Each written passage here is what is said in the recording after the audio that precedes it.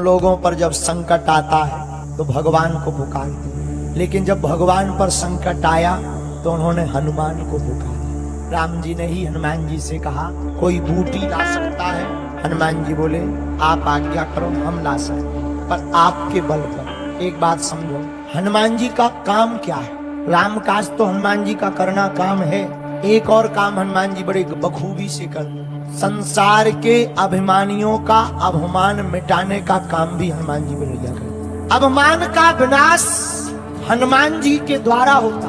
द्वापर युग में चक्र सुदर्शन को महाभारत के बाद अभिमान हो गया कि हमारी भगवान को बहुत आवश्यक है। सत्यभामा जी को अभिमान हो गया कि हम बड़े सुंदर हैं, भगवान हमसे ही प्रेम करते। गरुड़ जी को अभिमान हो गया कि हम बड़ी तेज गति से उड़ते हैं, भगवान हमें छोड़कर दूसरा वाहन नहीं ले सकते। द्वारकाधीश कुछ नहीं हो। हनुमान जी वेंकटाचल पर्वत, एक जगह वर्णन आया कदली बन रहते थे, भगवान ने खबर दी, गरुड़ जी को भेजा, जाओ हनुमान जी से हमें कुछ बात करनी है, लेकर आओ। तो पहले तो हनुमान जी ने गरुड़ जी को मना कर दिया, हम नहीं जा सकते, हमें यहाँ काम में व्यस्त है। क्या काम करते हैं? बस कुछ नहीं, कीर्तन कर रहे हैं, अब कौन आए जाए, समय लगता है। गरुड़ जी बोले आप चिंता मत करो, हमारी पीठ पे बैठो, हम एक क्षण में पहुंचा देते, कम समय लगेगा। हनुमान जी समझ गए इनको अपनी गति का घमंड, अभिमान है। उधर भगवान द्वारकाधीश ने लीला की, चक्र सुदर्शन से कहा तुम दरवाजे पर पहरा दो, कोई प्रवेश ना हो पाए, भले ही वो हमारा पुत्र ही क्यों ना। चक्र सुदर्शन दरवाजे पे रखे। इधर सत्यभामा जी को आज्ञा दी कि तुम श्रृंगार करके आओ, बैठो। सत्यभामा जी ने 16 श्रृंगार किया, बगल में बैठे। गरुड़ जी ने कहा हनुमान जी चलो, हनुमान जी बोले नहीं नहीं, हमें काम। अरे आपको प्रभु ने बुलाया है द्वारकाधीश, और तुम्हें तो पता है जो घनश्याम है वही तो राम है, चलो। हनुमान जी बोले अच्छा एक काम करो, तुम्हें गति का बड़ा अभिमान है, तुम जाओ, हम आ रहे, आपसे पहले पहुंच जाएंगे। गरुड़ जी बोले रहने दो, बूढ़े हो गए हो, हमसे पहले पहुंचना मुश्किल है, भगवान हमारी सवारी के अलावा दूसरे की सवारी नहीं करते। हनुमान जी बोले बात ठीक है, पर आप जाओ, हमारे। गरुड़ जी आ गए, डांट टपकार करके हनुमान जी ने भेज दिया। गरुड़ जी आ नहीं पाए और हनुमान जी उसके पहले ही द्वारकाधीश के चरणों में बैठ गए। अच्छा, हनुमान जी इतनी गति से चलते कैसे हैं? एक जगह वर्णन आया, सुंदर का हनुमान जी अमोघ के बाण की गति की तरह द्वारका पहुंच गए। दरवाजे पर चक्र सुदर्शन लगाता, हम नहीं जाने देंगे। हनुमान जी बोले तुम्हारे जैसे हम चबा के खा गए। हनुमान जी ने मुंह में बगल में लिया, चक्र सुदर्शन जो घूम रहा था, लिया बगल में रख लिया। चक्र सुदर्शन बोला हमें मुंह में मत रखो, काट देंगे, फट जाएगा गाल, मुंह फट जाएगा, आंखें बाहर निकल आएंगी, बह जाएगा। हनुमान जी बोले तुम अपने प्राण बचाओ, ऑक्सीजन नहीं जाएगी भीतर। मुंह में रख लिया, अंदर आए, प्रभु को प्रणाम किया। और जैसे ही प्रणाम किया तो धीरे से कहा सरकार आपके बगल में ये दासी कौन बैठी? सत्यभामा जी को गुस्सा आया, हमको दासी कहते हैं। हनुमान जी बोले आपके बगल में तो हमारी सीता जी किशोरी जी बड़ी प्यार करती। इधर गरुड़ जी बड़ी देर से वापस आए, तब हनुमान जी चरण दबा रहे थे। गरुड़ जी ने हनुमान जी को देखा तो बोले, गरुड़ जी बोले तुम कब आए? गरुड़ जी से हनुमान जी बोले तुम बताओ तुम कब आए? गरुड़ जी बोले हम तो अभी अभी आए, पर आपको तो हमें लग रहा हो जैसे चाय पानी नाश्ता हुआ। हनुमान जी बोले सही पर खा, हम तो बिल्कुल फ्री होके बैठे हैं, चरण दबा रहे हैं प्रभु के। गरुड़ जी बोले इतनी तेज गति?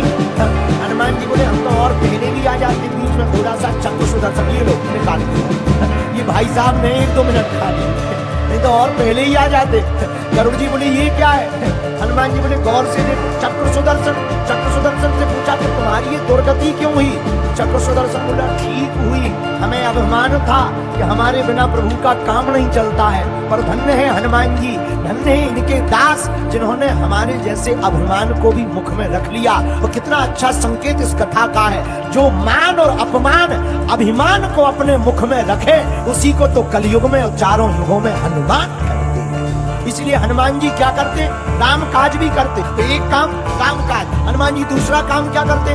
अभिमान का भोजन करते, भक्त को जगाते हैं। राम जी जब समुद्र के किनारे पहुंच गए तो राम नाम नल ने पत्थरों पर लिख करके तैरा दिए। जब समुद्र में पानी पर पुल बनने लगा, पत्थर तैरने लगे तो ब्रेकिंग न्यूज लंका में रावण की टीवी में चला, दोनों राजकुमार बड़े खतरनाक हैं, ऐसा मंत्र जानते हैं कि वो पानी में भी पत्थर तैरा। रावण की जितनी सेना थी पूरे राक्षस अपने बीवी बच्चों को लेके रावण के पास आए। तो रावण ने कहा कि तुम ये सेना पूरी क्यों आई है, क्या काम है? सेना पूरी हुजूर, जब वो पानी में पत्थर तैरा सका तो धोखे से अगर वो लंका आ गए,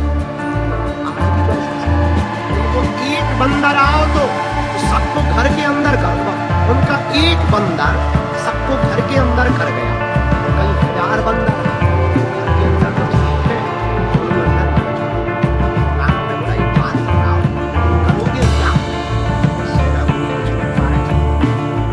पार्टी बदल रहे, कौन सी पार्टी में बोले जावा इस्तीफा दे दो, राम जी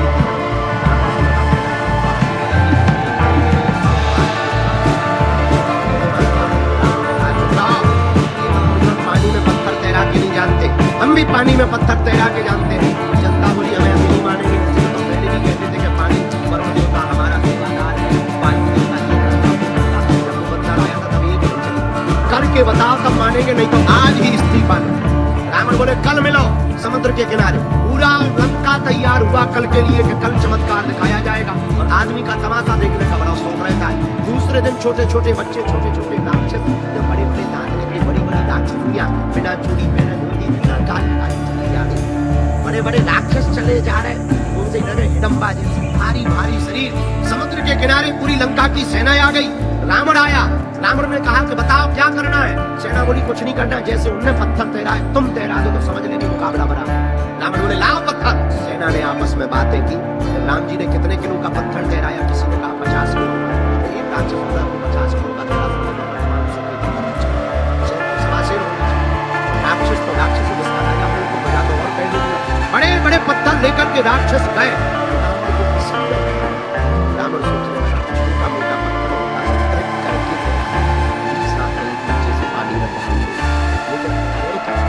पानी में पत्थर तैराने की बारी आई। रावण ने जितने मंत्र जानता था सब मंत्र देवी में देवी से लेकर सब देवी की जैसे पानी में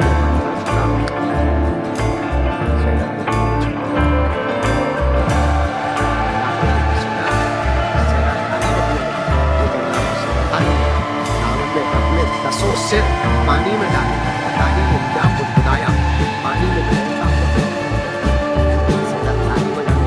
जय लंकेश, जय रावण, जय लंकेश। लंकापति रावण की जय बोलने लगी। सेना एक दूसरे को गले लगाने लगी। बोले अगर वो राजकुमार चमत्कारी है, लंका के राजा रावण भी चमत्कारी है। रावण को चलाता हुआ सबको रखे देता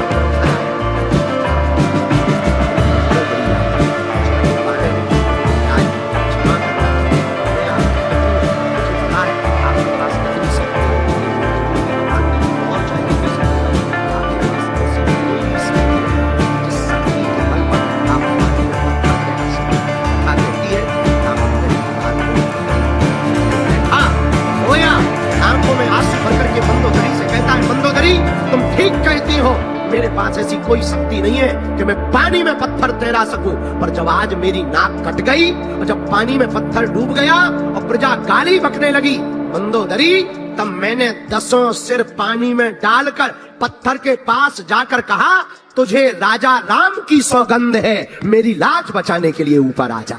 हम उस चरित्र से आते हैं, उस सनातन से आते हैं, उस राम के वंशज हैं जिनके नाम से दुश्मन भी अपना काम निकाल लेते।